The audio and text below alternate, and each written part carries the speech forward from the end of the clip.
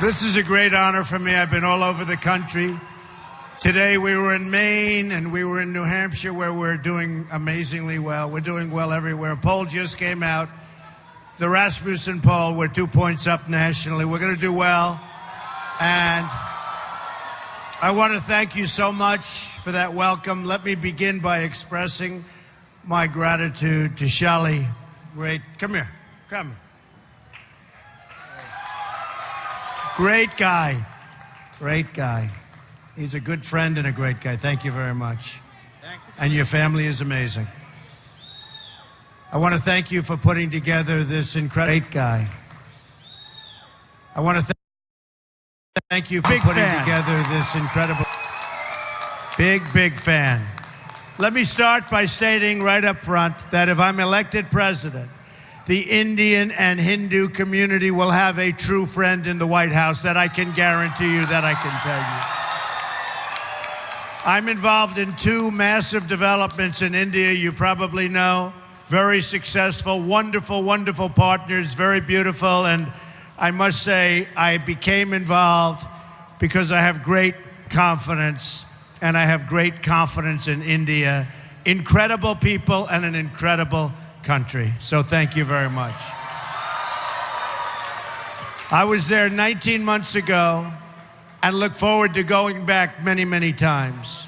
Generations of Indian and Hindu Americans have strengthened our country and strengthened it like few people could ever even believe. Your values of hard work, education, and enterprise have truly enriched our nation, and we will be celebrating a Trump administration together. That I can tell you. Indian Americans have the highest rate of entrepreneurship and college graduation in our country. A Trump administration, that's pretty impressive, by the way. You don't hear that often, I will tell you. A Trump administration will massively lower taxes for our small businesses, eliminating job-killing regulations, and we will repeal and replace job-killing Obamacare, which is a disaster.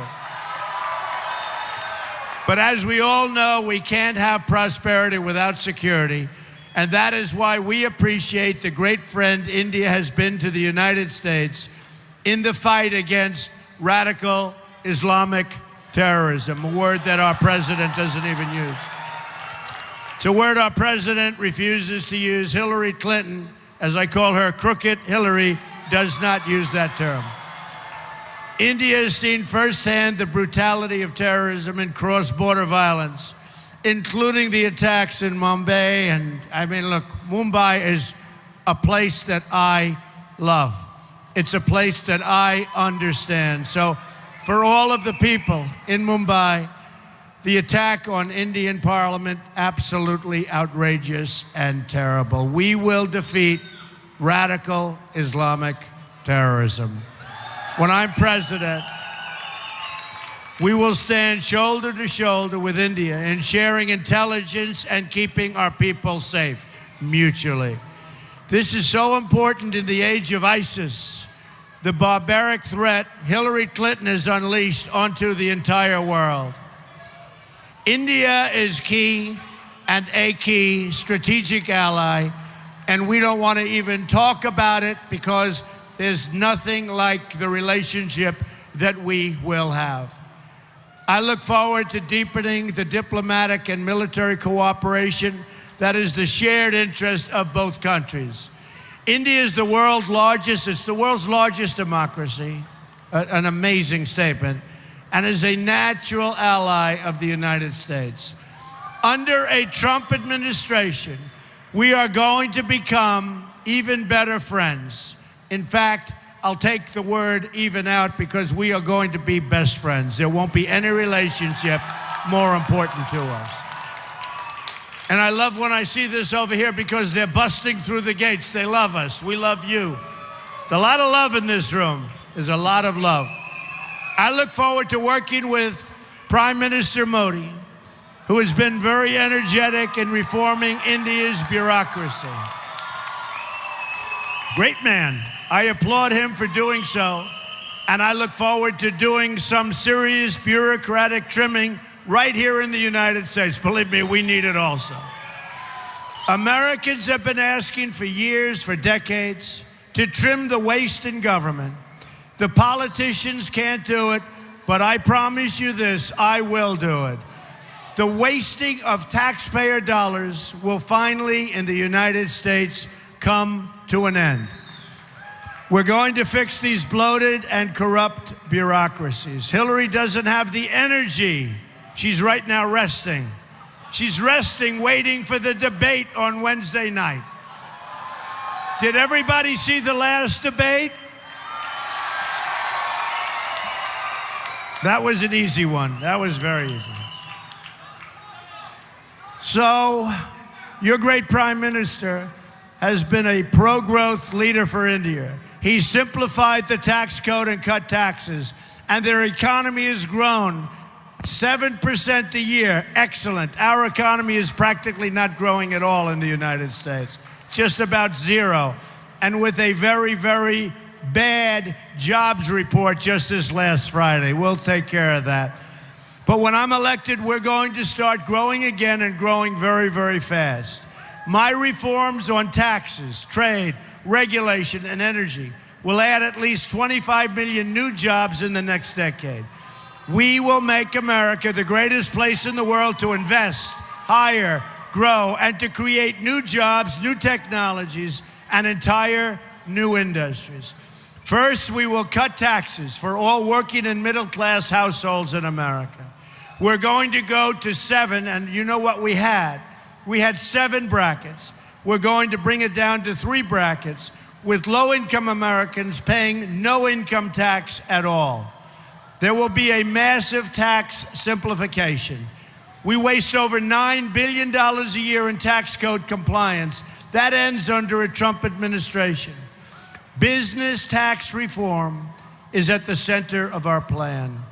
We have the highest tax rates anywhere in the world, 35%, and we're going to bring that down to 15%, which will make us one of the lowest tax countries in the world. That's good. You like that. He likes that. That's good. We will also have the largest regulatory reform in American history. Every year, over-regulation costs our economy $2 trillion a year and reduces household wealth by almost $15,000. I'm going to pause new regulations and ask my department heads to identify every useless or wasteful job-killing regulation, and they will be eliminated. It's a big problem in this country. Some of the very finest regulations will go, and they will go fast. The elimination of our job-killing restrictions on American energy will end.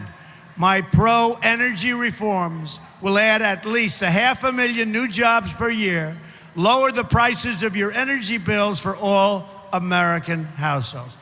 Finally, we must fix our terrible trade deals and protect America's intellectual property, something you know a lot about. America's annual trade deficit with the world is now nearly $800 billion a year. China is stealing our intellectual property. Guess how much intellectual property a U.S. government official says China stole last year? The number is approximately $360 billion. In any event, we are going to have strong borders. We are going to have strong walls. We're going to have a wall. We're going to stop drugs from pouring into our country. The wall will be built. Mexico will pay for the wall. We haven't quite explained it to them yet. They don't quite know it yet. We're going to end up having great relationships with China and Mexico, but we are going to have a great relationship with India. Our leaders do nothing about all of the problems caused and all of the crime. They don't do anything about it.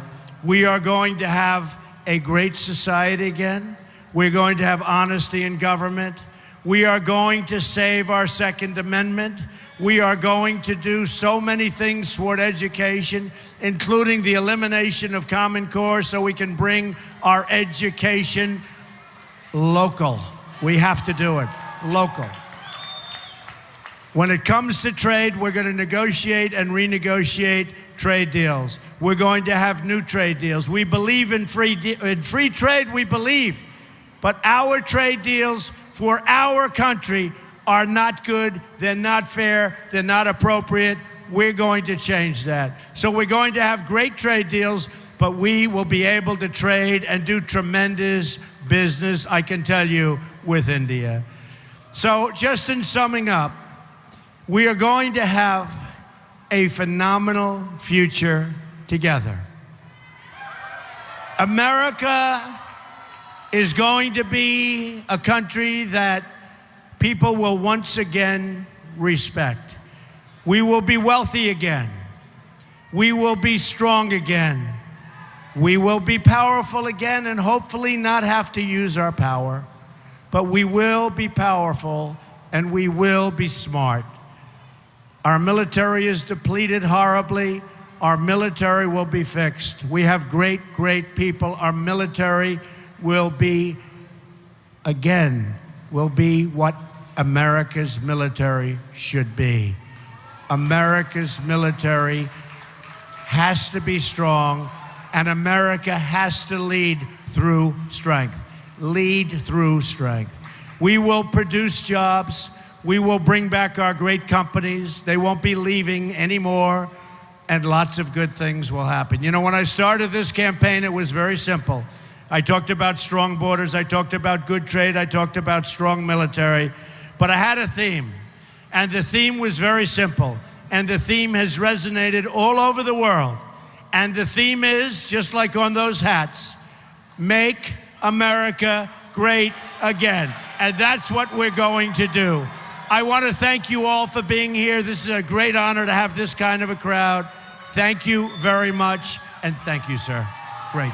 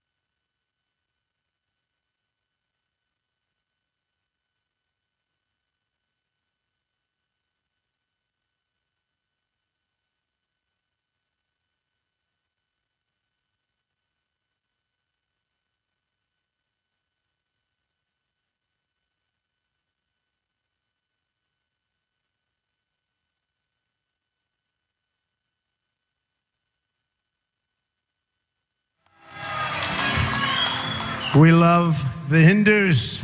We love India. Thank you. Thank you, everybody.